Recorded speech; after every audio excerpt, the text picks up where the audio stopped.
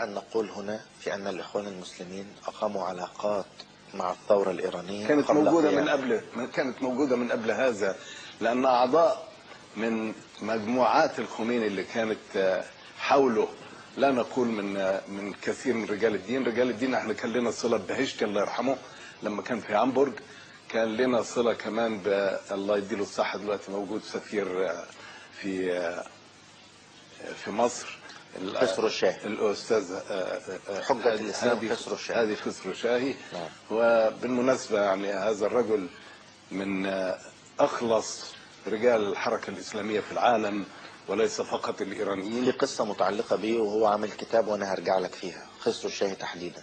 أيوه، هو راجل ذكي وراجل تقي وراجل يفهم الإسلام من منطلق، رغم أنه هو شيعي لكن من منطلق عقائدي ومن منطلق وحدوي، ويعني هو خير من يمثل فعلا أهل الشيعة وخير من يمثل الإيرانيين في الأفكار المتحررة.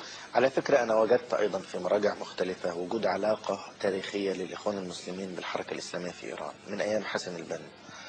كان هناك علاقة بين حسن البنا وبين الإمام محمد القمي، وكان في علاقة بين الإخوان المسلمين وبين حركة فدائية الإسلام. وفي سنة 54 ذهب نواب صفوي لمصر في حادث مشهور جدا وألقى خطاب في جامعة القاهرة الإخوان المسلمين رتبوه له في يناير سنة 54، ونفس الوقت اللي صدر فيه قرار حل الإخوان تقريبا. فهناك علاقة قديمة. هل العلاقة هذه كانت امتداد لتلك العلاقة القديمة؟ لا، كل واحد فيها مستقل عن الآخر.